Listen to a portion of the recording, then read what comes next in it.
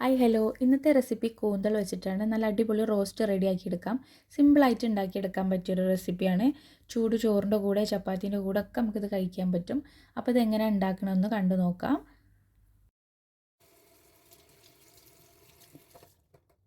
അപ്പോൾ ഇതത് നന്നായിട്ട് ക്ലീൻ ആക്കി എടുത്തിട്ടുണ്ട്. ഇനി ഇത് ചെറുതാക്കി ഒന്ന് കട്ട് ചെയ്തെടുക്കണം. ഞാനിപ്പോൾ ഇവിടെ റൗണ്ട് ഷേപ്പിലാണ് കട്ട് ചെയ്തെടുക്കുന്നത്. നിങ്ങൾക്ക് എങ്ങനെ വേണമെങ്കിലും കട്ട് ചെയ്തെടുക്കാം. ഇപ്പം ചെറുതാക്കി തിന്നായിട്ട് റൗണ്ട് ഷേപ്പിലാണ് കട്ട് ചെയ്തെടുക്കുന്നത്. അപ്പോൾ ഇതെല്ലാം റൗണ്ട് ഷേപ്പിൽ കട്ട് ചെയ്തെടുത്തിട്ടുണ്ട്. ഇനി ഇതിലേക്ക് കുറച്ച് മസാലപ്പൊടികൾ ചേർത്ത് കൊടുക്കുക. ആവശ്യത്തിന് കുരുമുളക്, മഞ്ഞൾപ്പൊടി, മുളക് പൊടി ചേർത്ത് കൊടുക്കുക.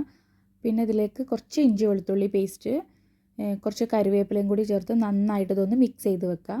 അപ്പോൾ ഇതിലേക്ക് ഞാൻ ഉപ്പ് ചേർക്കാൻ മറന്നിട്ടുണ്ട്. അപ്പോൾ കുറച്ച് പാകത്തിന് ഉപ്പും കൂടി ചേർത്ത് നന്നായിട്ട് ഇതൊന്ന് മിക്സ് ചെയ്ത് വെക്കുക.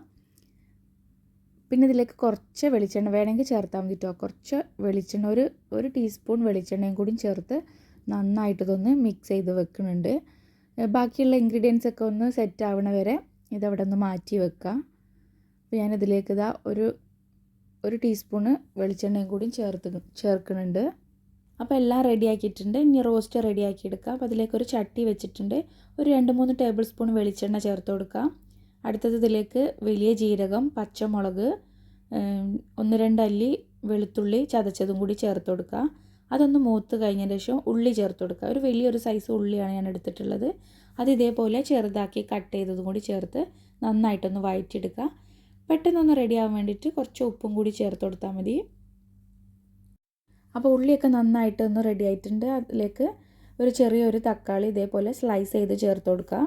അതും നന്നായിട്ടൊന്ന് വഴറ്റിയെടുക്കുക. ഇനി ഉള്ളിയും തക്കാളിയും പച്ചമുളകും എല്ലാം നന്നായിട്ട് വഴറ്റിയതിന് ശേഷമാണ് ഇതിലേക്ക് മസാല ചേർത്ത കൂന്തൽ ചേർത്ത് കൊടുക്കുന്നത്.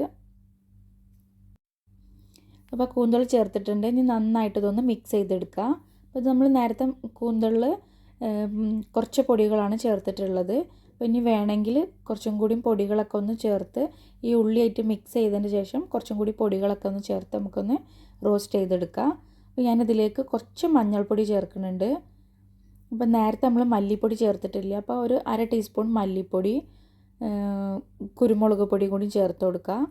ഉപ്പുണ്ടോ നോക്കിയിട്ട് പാകത്തിന് ഉപ്പും കൂടി ചേർത്ത് കൊടുക്കണേ. ഞാൻ പാകത്തിന് ഉപ്പൊക്കെ ഉണ്ടായതുകൊണ്ട് ഞാൻ ചേർത്തിട്ടില്ല. അതേപോലെ ഗരം മസാല ചേർക്കുന്നവർക്ക് ഗരം മസാലയും കൂടി ഇതിൽ ചേർത്ത് കൊടുക്കുക. ഈ ടൈമിൽ ഞാൻ ഗരം മസാല ചേർത്ത് കൊടുത്തിട്ടില്ല.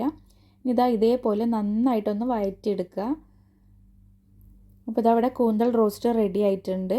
ഇനി നമുക്ക് ഇതിലേക്ക് കുറച്ച് മല്ലിയിലയും കൂടി ചേർത്ത് ഇതെടുക്കാവുന്നതാണ്. അപ്പോൾ കുറച്ച് മല്ലിയിലൊക്കെ ചേർത്ത് നന്നായിട്ടൊന്ന് റോസ്റ്റ് ചെയ്തെടുത്തിട്ടുണ്ട്. ഇതിലേക്ക് കുറച്ച് വെളിച്ചെണ്ണയും കൂടി വേണമെങ്കിൽ, പച്ച വെളിച്ചെണ്ണയും കൂടി വേണമെങ്കിൽ ചേർത്ത് കൊടുക്കുക. അപ്പോൾ ഞാനതൊന്നും ചെയ്തിട്ടില്ല. അപ്പോൾ ഇതേപോലെ നന്നായിട്ടൊന്ന് റോസ്റ്റാക്കി എടുത്തിട്ടുണ്ട്. എല്ലാവരും ഒന്ന് ഇതേപോലെ ഒന്ന് ട്രൈ ചെയ്ത് നോക്കുക. ട്രൈ ചെയ്ത് ഇത് ഇഷ്ടപ്പെട്ട് കഴിഞ്ഞാൽ ലൈക്കും ഷെയറും ചെയ്യാൻ മറക്കരുത്. അപ്പോൾ ഓക്കെ, ബൈ.